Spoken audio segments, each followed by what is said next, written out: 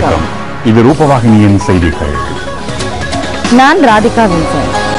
நான் ஏசிஎம் ஹலீலுர் ரஹ்மான். முதலில் தலைப்புச் செய்திகளை பார்ப்போம். படைவீரர் வாரம் பிரகடனம். முதலாவது படைவீரர் கொடி ஜனாதிபதிக்கு அணிவிப்பு. இலங்கைக்கு விஜயம் செய்யும் சுற்றுலா பயணிகளின் எண்ணிக்கை அதிகரிப்பு. 2017 ஆண்டில் ஹம்பாந்தோட்டையில் நடைபெறவுள்ள ஆசிய இளைஞர் விளையாட்டுப் போட்டிக்கான ஏற்பாட்டு குழு நியமனம். மின்சார கட்டணம் குறைக்கப்பட மாட்டாது என முன்னெடுக்கப்படும் பிரசாரங்கள் உண்மைக்கு புறம்பானதென மின்சார சபை அறிவிப்பு. ஆத்திரமூட்டும் வகையில் செயற்படும் வடகொரியாவுக்கு தொடர்ந்தும் நிவாரணம் அளிப்பதற்கு தயாரில்லை என்று அமெரிக்க ஜனாதிபதி தெரிவிப்பு. இனி விரிவான செய்திகள். படை வீரர்களை நினைவுகூரும் மாதம் பிரகடனப்படுத்தப்பட்டுள்ளது. இது இன்று முதல் ஜூன் மாதம் 8ஆம் தேதி வரை இடம்பெறும். முதலாவது படை வீரர் கொடி ஜனாதிபதி மஹிந்த ராஜபக்சவிற்கு இன்று அலரி மாளிகையில் வைத்து அணிவிக்கப்பட்டது. இதனைத் தொடர்ந்து படை வீரர் மாதம் பிரகடனப்படுத்தப்பட்டது. 2008ஆம் ஆண்டு மார்ச் மாதம் 10ஆம் தேதி மன்னாரில் உயிரை தியாகம் செய்த மேஜர் SK உடுகமை எனும் படை வீரரின் மகள் ஜனாதிபதிக்கு முதலாவது கொடியை அணிவித்தார். ஜனாதிபதி நாட்டிற்கு ஆற்றி வரும் பணியை பாராட்டி படை வீரர்களின் உறவினர்கள் அவருக்கு நன்றி தெரிவிக்கும் நினைவு சின்னம் ஒன்றையும் கையளித்தனர்.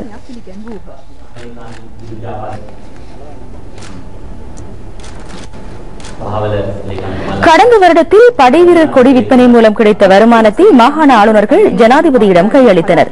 பிரதமர் DM ஜெயரத்ன, மாகாண ஆளுநர்கள், ஜனாதிபதியின் செயலாளர் லலித் வீரதுங்க, பாதுகாப்பு அமைச்சின் செயலாளர் கோட்டாபய ராஜபக்ஷ, முப்படை தளபதிகள் உள்ளிட்ட பலர் இந்த நிகழ்வில் கலந்து கொண்டனர்.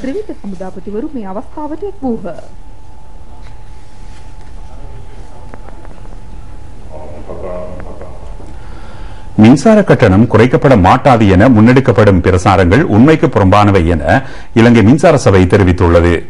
ஜனாதிபதியின் ஆலோசனைக்கு அமைய குறைக்கப்பட்ட மின் கட்டணம் தொடர்பான விவரம் பொதுமக்கள் பயன்பாட்டு ஆணைக்குழுவிடம் ஒப்படைக்கப்பட்டுள்ளதாக இலங்கை மின்சார சபையின் மேலதிக பொது முகாமையாளர் பந்துல S. திலகசேன தெரிவித்துள்ளார். கடந்த ஏப்ரல் மாதம் 12ஆம் தேதி முதல் மின்கட்டணத்தில் மறுசீரமைப்பு மேற்கொள்ளப்பட்டது. பின்னர் மின்கட்டணம் பொதுமக்களுக்கு சுமையை ஏற்படுத்தாத வகையில் மீண்டும் மின்கட்டண மறுசீரமைப்பை மேற்கொள்ளுமாறு ஜனாதிபதி ஆலோசனை வழங்கியிருந்தார். இதற்கமைய முதலாவது அலகு முதல் 30 அலகுகள் வரையான மின்கட்டணம் எந்த வகையிலும் அதிகரிக்கப்பட மாட்டாது. இதேபோன்று 31 மின் அலகு முதல் 60க்கு இடைப்பட்ட மின் அலகு கட்டணத்திலும் எந்தவித அதிகரிப்பும் இடம்பெறாது என்று இலங்கை மின்சார சபை தெரிவித்துள்ளது. இந்த மின் அலகு ஒன்றுக்காக முன்னர் அறவிடப்பட்ட 35% எரிபொருள் கட்டணம் 30% குறைக்கப்பட்டுள்ளது. 90 முதல் 180 மின் அலகுகளுக்கு 40% இருந்த எரிபொருள் கட்டணம் 30% குறைக்கப்பட்டிருப்பதாக இலங்கை மின்சார சபையின் பொது முகாமையாளர் பந்துல S. திலகசேன தெரிவித்தார். கடும் மழை காரணமாக பல பிரதேசங்களில் மக்களின் வாழ்க்கை நிலை பாதிக்கப்பட்டுள்ளது. கொழும்பு மாவட்டத்தில் பாதிக்கப்பட்ட மக்களின் நிலைமையை கண்டறிவதில் அமைச்சர் மஹிந்த அமரவீர உள்ளிட்ட குழுவினர் இன்று ஈடுபட்டனர். நாட்டில் ஆகக்கூடுதலான மழை வீழ்ச்சி கொழும்பு மாவட்டத்திலேயே பதிவாகியுள்ளது. இது 134 மில்லிமீட்டர்கள் ஆகும்.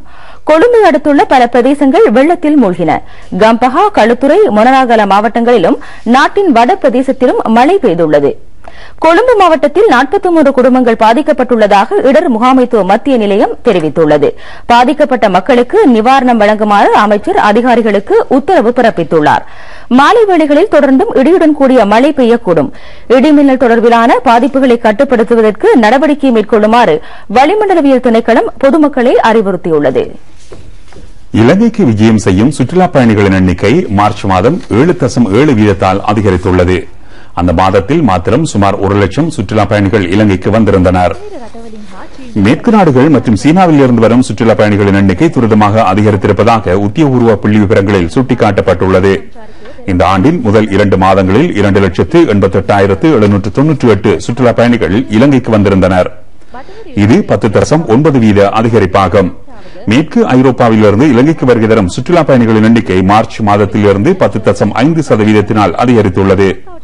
பிரிட்டன், ஜெர்மன், பிரான்ஸ் ஆகிய நாடுகளிலிருந்து இலங்கைக்கு வருகை தரும் சுற்றுலா பயணிகளின் எண்ணிக்கை வெகுவாக அதிகரித்து வருகிறது. கிழக்காசியாவில் இருந்து வருகை தரும் சுற்றுலா பயணிகளின் எண்ணிக்கை 12.1% அதிகரிப்பை வெளிப்படுத்தியுள்ளது. ரணவிரு ரியல் ஸ்டாரின் 2வது கட்ட நிகழ்ச்சி பல்வேறு அனுபவங்களுடன் மேடையேற்றப்பட உள்ளது. இது தொடர்பாக தெளிவுபடுத்தும் ஊடகவியலாளர் சந்திப்பு ஒன்று கொழும்பில் இடம்பெற்றது. இது பாதுகாப்பு அமைச்சின் செயலாளர் கோட்டாபய ராஜபக்சவின் தொலைநோக்கு சிந்தனையாகும். இறுதிக் கட்டத்திற்காக தெரிவு செய்யப்பட்ட 12 பேர் நேற்று அறிமுகப்படுத்தப்பட்டனர். யதார்த்த தொலைக்காட்சி நிகழ்ச்சியிலிருந்து புதிய மாற்றங்களுக்கு மத்தியில் புதிய திசைக்கு இட்டுச் சென்ற உலகின் முதலாவது ராணுவ யதார்த்த நிகழ்ச்சி இதுவாகும். ஆயுதங்களின் பின்னால் இருக்கும் திறமைமிக்க கலைஞர்கள் மனிதாபிமான நடவடிக்கையின் போதும் அதன் பின்னர் வெளிப்படுத்தி வரும் திறமைகளை உலகின் முன் கொண்டு செல்வதே இதன் நோக்கமாகும். முதலாம் மற்றும் இரண்டாம் நடவடிக்கையின் போதும் குறிப்பிடத்தக்க ரசிகர்களை கவர முடிந்தது. முன்னே 2 நடவடிக்கைகளின் போது பெற்ற அனுபவங்கள் பலவற்றுடன் இரண்டாவது கட்ட நிகழ்ச்சி இடம்பெற உள்ளது. பாதுகாப்பு அமைச்சு மற்றும் நகர அபிவிருத்தி அமைச்சின் மேலதிக செயலாளர் ரோஹான் செனவிரத்ன, தேசிய பாதுகாப்பு தொடர்பான ஊடக மத்திய நிலையத்தின் பணிப்பாளர் நாயகம் லக்ஷ்மண் ஹுலுகல்ல, ரூபவாகினி கூட்டுத்தாபனத்தின் தலைவர் மொஹான் சமர்நாயக்க உள்ளிட்ட பலர் செய்தியாளர் சந்திப்பில் கலந்து கொண்டனர்.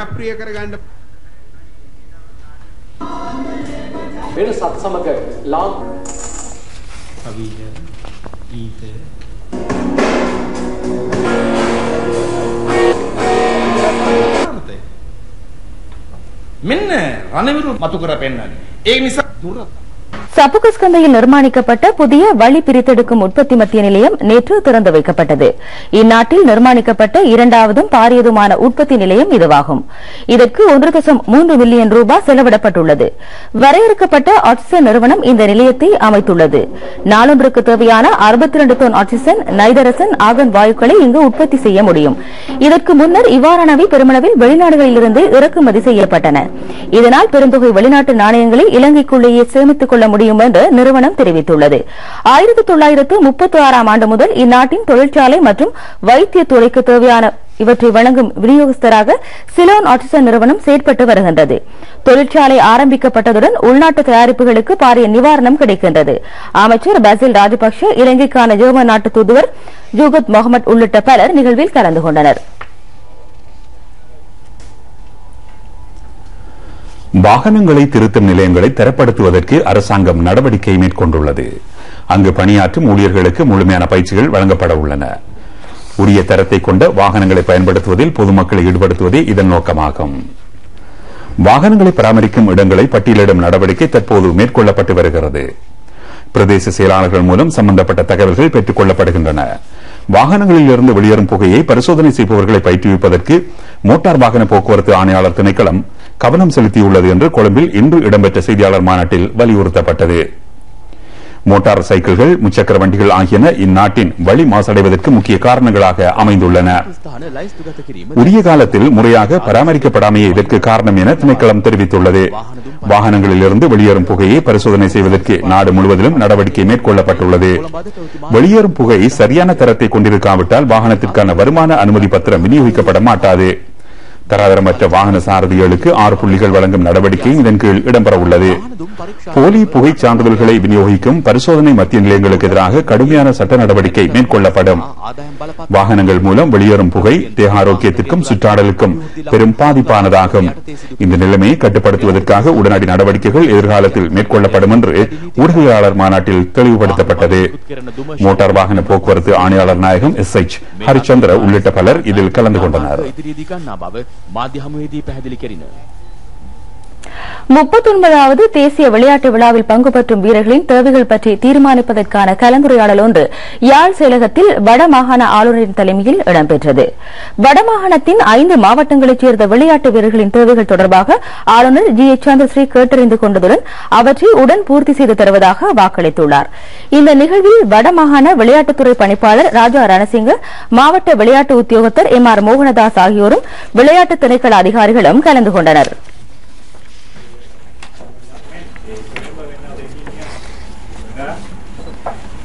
Yeah, I could remember when I was 18 years old. I did.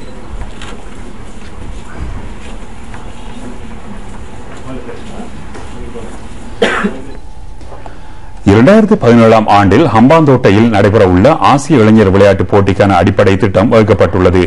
இது தொடர்பான குழுவின் தலைவர் பதவியை ஜனாதிபதியின் செயலாளர் லலித் வீரதுங்க வகிக்கின்றார். அடிப்படை திட்டம் தொடர்பான பேச்சுவார்த்தை ஒன்று ஜனாதிபதி செயலகத்தில் நேற்று நடைபெற்றது. ஆசிய இளைஞர் விளையாட்டு வைபவத்தை ஏற்பாடு செய்வதற்காக பல்வேறு நிறுவனங்களால் நிறைவேற்றப்பட வேண்டிய பொறுப்புகள் தொடர்பில் கூடுதலான கவனம் செலுத்தப்பட்டது. விளையாட்டு வைபவத்தை முன்னிட்டு இலங்கையின் அனைத்து துறைகளிலுமான அபிவிருத்தி எதிர்பார்க்கப்படுகிறது. சுற்றுலாத்துறை அபிவிருத்தி மிகவும் முக்கியமானதாகும் என்று செயலாளர் லலித் வீரதுங்க தெரிவித்தார்.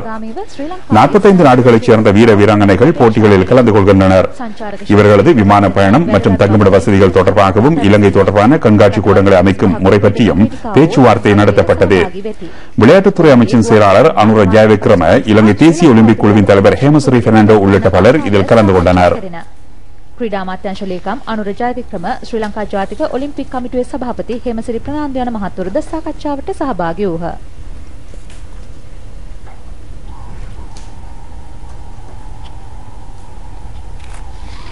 ஒவ்வொரு வருடமும் மே மாதம் 8ஆம் தேதி உலக தலசீமியா தினமாக அனுஷ்டிக்கப்பட வேண்டும் என்று உலக சுகாதார ஸ்தாபனம் அறிவித்துள்ளது.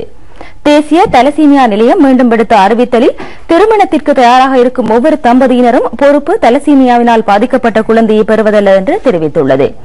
உலகில் மரபணுக்கள் சீரின்மையால் பரம்பரையாக பொதுவாக ஏற்படும் நோய் இதுவாகும்.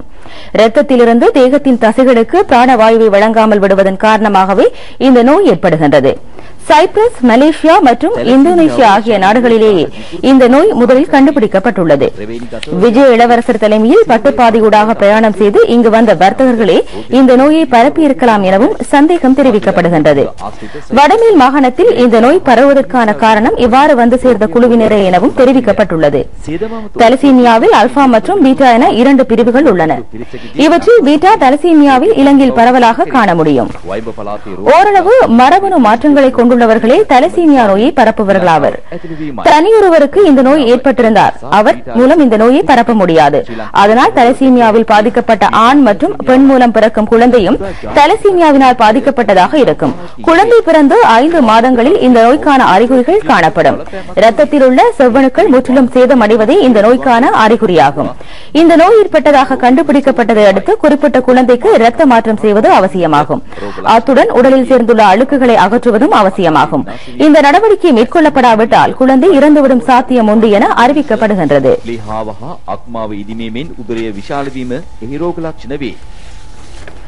பாராளுமன்ற உறுப்பினர்கள் பொதுமக்களுக்கு எடுத்துக்காட்டாக திகழ வேண்டும் என்று சபாநாயகர் சமல் ராஜபக்ஷ தெரிவித்துள்ளார். சில பாராளுமன்ற உறுப்பினர்களுக்கு பாராளுமன்ற சம்பிரதாயங்கள் மற்றும் நிலையியல் கட்டளைகள் தொடர்பாக தெளிவுபடுத்த வேண்டியுள்ளது. ஐக்கிய தேசிய கட்சி பாராளுமன்ற உறுப்பினர் சஜித் பிரேமதாச இன்று பாராளுமன்றத்தில் எழுப்பிய கேள்வி ஒன்றுக்கு பதிலளிக்கையிலேயே சபாநாயகர் இந்த விடயத்தை குறிப்பிட்டார். අද අපේ රටේ වී මිල දී ගැනීම සම්පූර්ණයෙන්ම නතර කරලා සිංහල අලුත් අවුරුද්දෙන් පස්සේ මම හිතානිද්දම පන්තියක් පවත්වනවා. කොහොමද මේ වරප්‍රසාද ප්‍රශ්න සහ ප්‍රශ්න හිමේදී අතුරු ප්‍රශ්න අහන්නේ කියලා එතෙන්දී දෙයි. හොඳයි, ඔක පොයින්ට් ඔෆ් ඕඩර් එකක් නෙවෙයි. මේ සභාවට கடவுளின் தோற்றம், மனிதனின் முக அமைப்பு என்பனவற்றை கொண்ட பலதரப்பட்ட பொருட்கள் பற்றிய அறிவித்தல்கள் படங்களுடன் ஊடகங்களில் அவ்வப்போது வெளிவருவது வழக்கம். முந்தல் பிரதேச செயலாளர் பிரிவிற்குட்பட்ட வேலாரிய கிராமத்திலும் மனிதனது முக அமைப்பை கொண்ட சிலந்தி ஒன்று கண்டுபிடிக்கப்பட்டுள்ளது. வேலாரிய கிராமத்தில் ரத்மல்கஸ் வீதியில் உள்ள எல் சமன்லதா புஷ்பகுமாரி என்பவரின் வீட்டிலேயே இந்த மனிதனது முகத்தை கொண்ட அபூர்வ சிலந்தி காணப்பட்டது. அதிக எண்ணிக்கையானோர் இந்த சிலந்தியை பார்வையிட்டுள்ளனர்.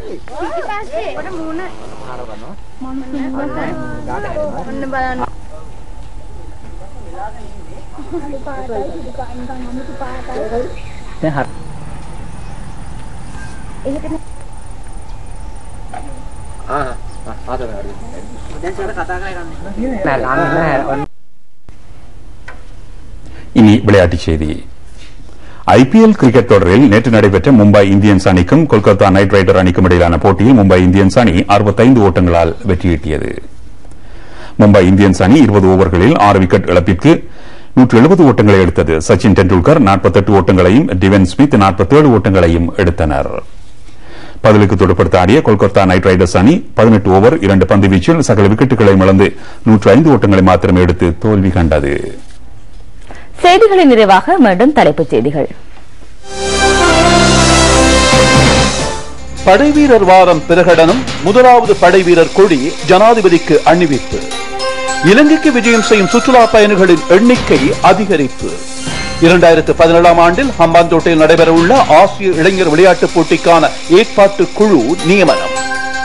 மின்சார கட்டணம் குறைக்கப்பட மாட்டாது என முன்னெடுக்கப்படும் பிரசாரங்கள் உண்மைக்கு புறம்பானதென மின்சார சபை அறிவிப்பு. ஆத்திரமூட்டும் வகையில் செயற்படும் வடகொரியாவுக்கு தொடர்ந்தும் நிவாரணம் அளிப்பதற்கு தயாரில்லை என்று அமெரிக்க ஜனாதிபதி தெரிவிப்பு. இத்துடன் ரூபவாகினியின் செய்திகள் முடிவடைந்தன. வணக்கம்.